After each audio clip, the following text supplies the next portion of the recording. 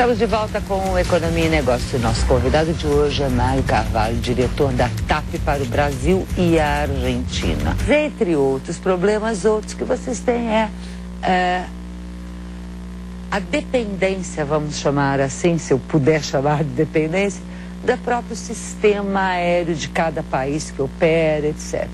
Essa história toda nossa, de caos aéreos, aeroportos nossos, como que vocês estão enfrentando?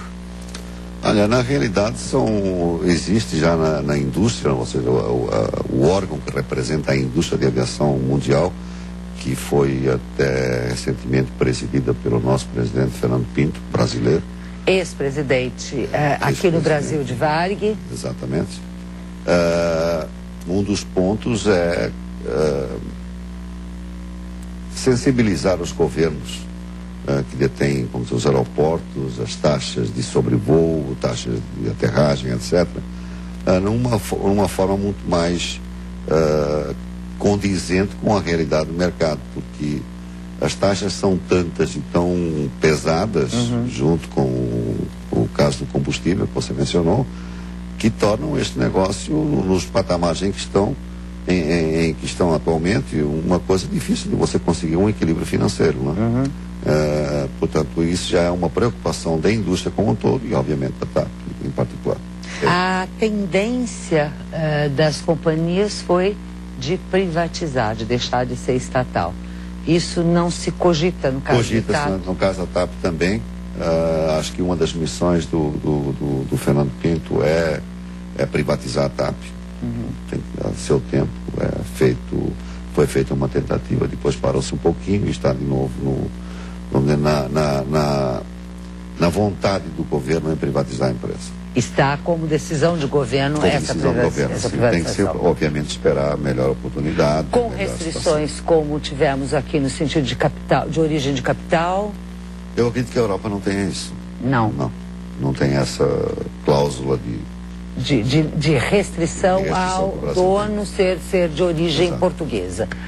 A gente estava falando de Europa há pouco e nós demos como uma das questões de vocês ampliarem Brasil, além de ter um brasileiro lá que fica falando, olha lá o destino bom, olha o que vocês estão perdendo, vamos lá, o fato de vocês terem os portugueses querendo vir para o Brasil. E aí, a caminho de volta fica mais barato. Brasileiros ou tantos outros, latinos até, querendo ir daqui para fora. Quantos destinos vocês têm mesmo? Nós operamos 40 destinos na Europa, 8 na África, e na América do Norte nós operamos Newark e Caracas. Uma das questões que muito se brincou com a prova TAP, que era meio portão de entrada apenas porque era tarifas mais barata, até pela distância, a gente sabe que o é mesmo, né?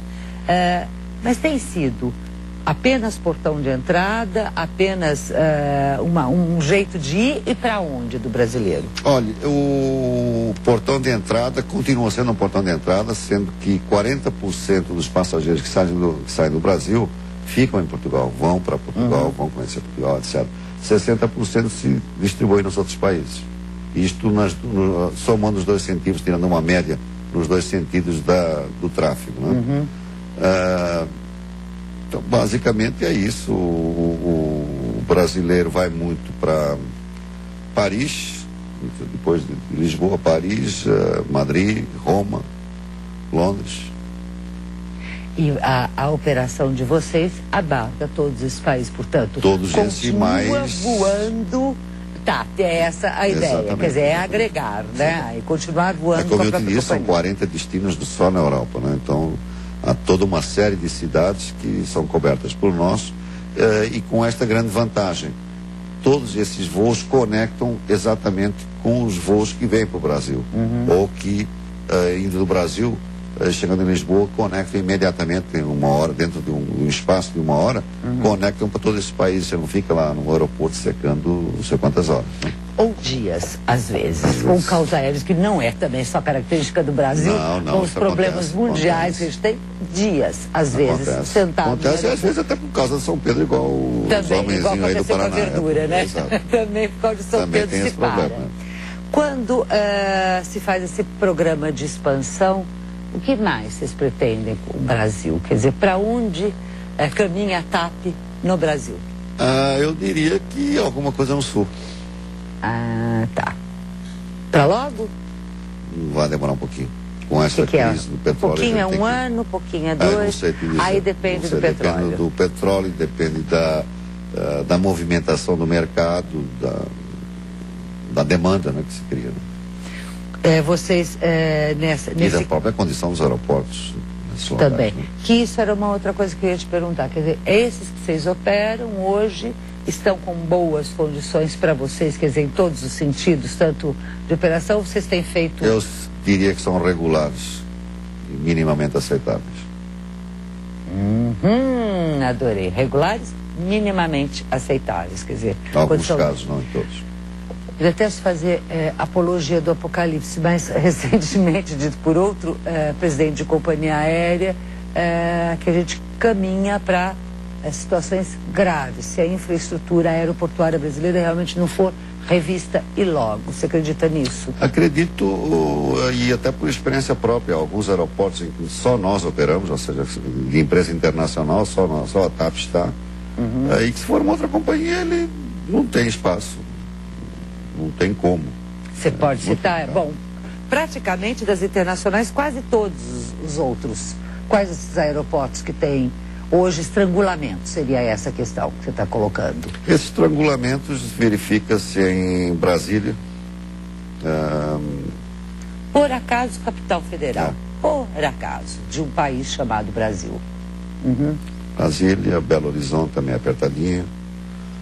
E eu digo isso em termos de instalações, em conforto ao passageiro, ou seja, eu tenho 200 passageiros embarcando e quanto menos filas eu proporcionar, melhor, porque é um atendimento mais condizente. E se você só tiver 2 balcões, óbvio que você vai formar uma fila imensa nesses 2 balcões. Se eu tiver 5 ou 6, óbvio que eu vou ter mais gente para atender e a coisa rola às muito vezes mais. É ter 5, 6 ou 10, como algumas companhias, só que só 2 funcionando. Aí você vai me ver, não é o caso de vocês, aí você vai me ver gritando aqui, porque eu grito. Super obrigada pela sua participação. Eu que agradeço.